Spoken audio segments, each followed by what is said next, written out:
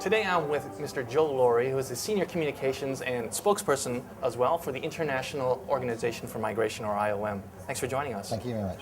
Well, you've actually had quite an extensive career, not only with IOM, but previously with the Red Cross as well. And today we're kind of looking at natural disasters beyond just, we might say, the high-level talks that we always see on the news, people talking about what should and should not be being done.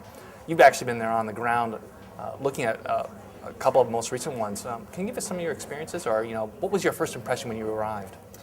I'm going back a long time. It was my first time working in a major disaster would have been in Somalia in the early 90s. And the first time you see something like that, it knocks the wind out of your sails completely. To see extreme suffering, extreme poverty, and no way out of it except and just this sort of this patchwork aid that people put on it during a crisis. You see the problems being too overwhelming, too big to comprehend almost. But you go on. I mean, my work was as a communicator, as a chronicler, as a journalist in some ways for aid organisations. So you've got to take those pictures, you've got to get that video, you've got to speak to people, because giving them a voice and telling their story is two things. A, it's cathartic for people to be able to talk about their experiences to somebody who may be able to somehow influence it. And B, it's very important that the world knows those stories. It's a big privilege to be able to go to places like Haiti, like Myanmar after the cyclone, various places that I've worked. It's a heavy responsibility to know that you are carrying the stories of these people to the rest of the world. It's a big responsibility to tell their stories properly, correctly, with dignity, show them as strong human beings who are being affected by big disasters. I know, coming from the standpoint of the media, obviously we're always looking to get the headline, try to gain the most attention. As a relief worker there, obviously you're trying to do the most help, but also trying to raise awareness so that the rest of the world is able to support your efforts there. Looking at these natural disasters, how do you go about, I guess, choosing where to put your efforts the most? I mean, obviously everyone is in need of help. Others, maybe more than others, it must be almost like a triage center at a hospital.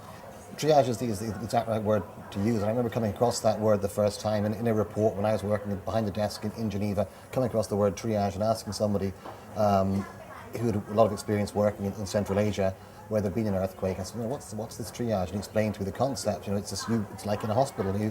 The first thing you do is to give aid where it's needed the most. Physically, if people are if they're in danger of dying post-earthquake, like in Haiti, the efforts go on saving life, first of all.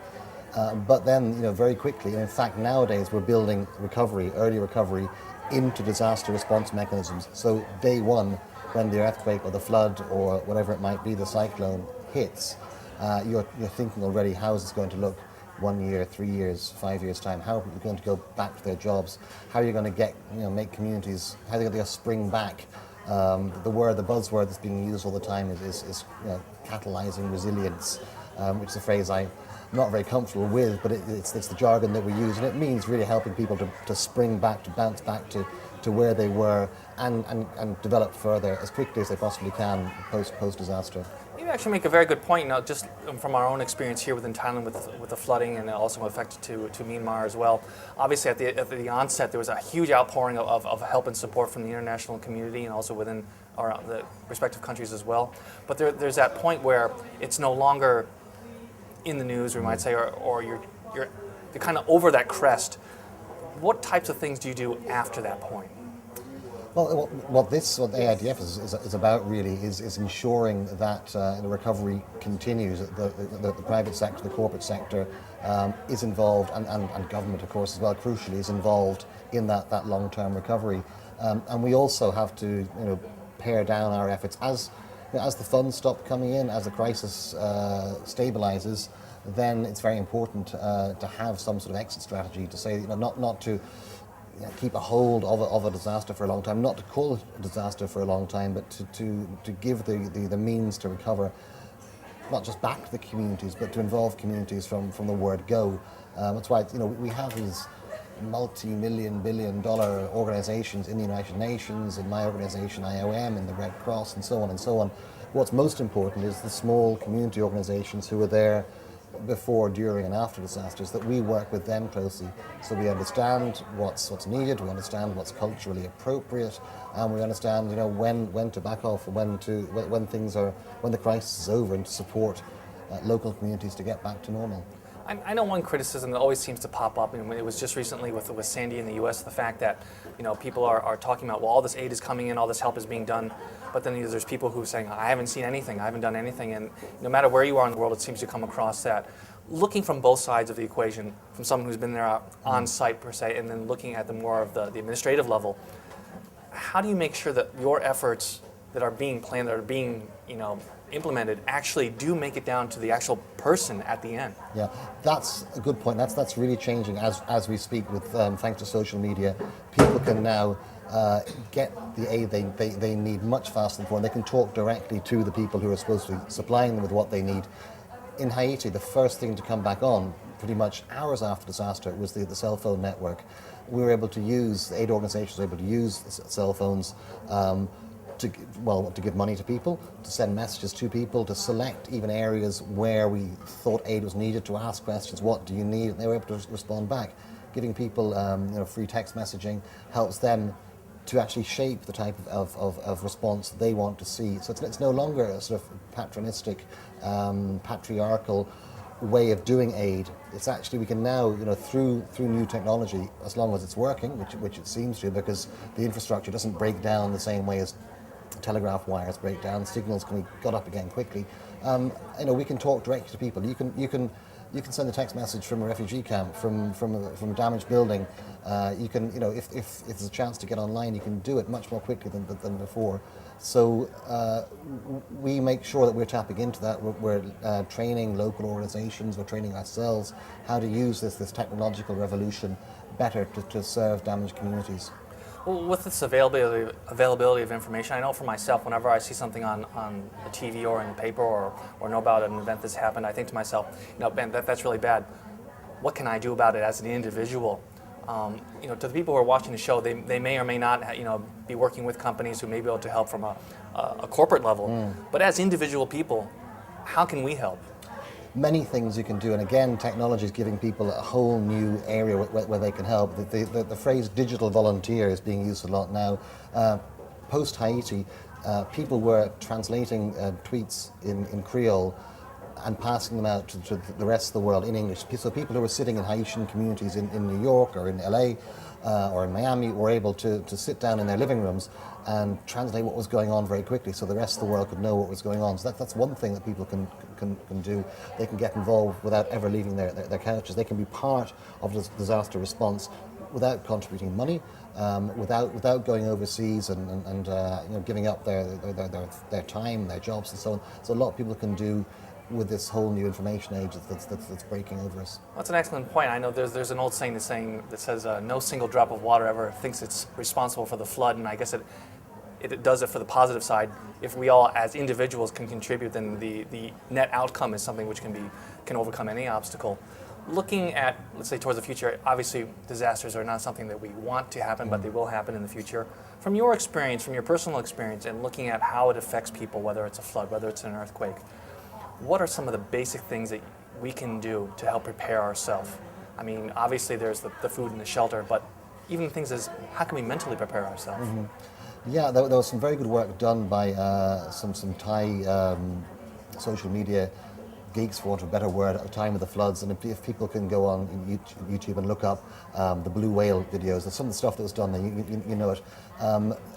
The best thing is to be informed, not over-informed, not panicking. That's what the point this blue whale video made so well. Somebody standing in front of their computer and being deluged by a flood of information, and then not knowing what to do and panicking and believing everything and not knowing what to believe. Sifting through the information, knowing what channels to trust, talking among one another, helping children to understand what they should do so that they don't panic and they don't get lost. If they do get separated from their family, they know where to go, all these things. So there's a lot. I think the best thing is preparedness beforehand. Read up, study. You think it's never going to happen to you until it does, and when it does, then it's too late to start preparing. Very true. Well, Joe, thank you very much for joining us, giving us some the history and your own experiences, and we look forward to talking with you in the future. Pleasure. Thanks very much indeed.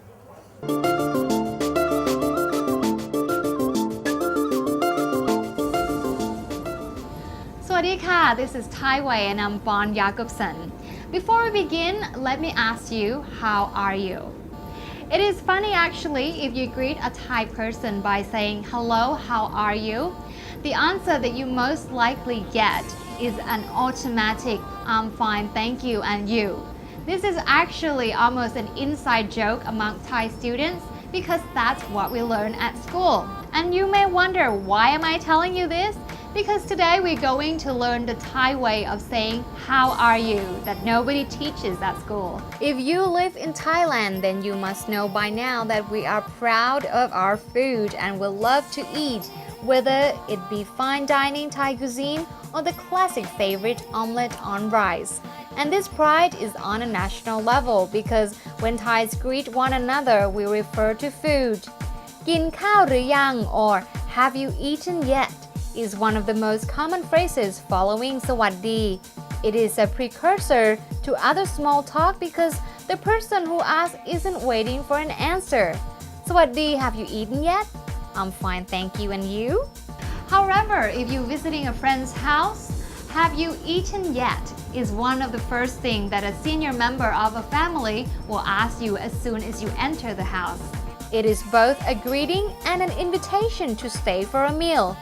If you honestly answer, no, I haven't had anything to eat yet, the host will immediately run to the kitchen and serve up a meal, even omelette on rice or at least a plate of fruits. That's the Thai hospitality this country is known for. On the other hand, you may think that by replying, yes, I've eaten, you'll be off the hook.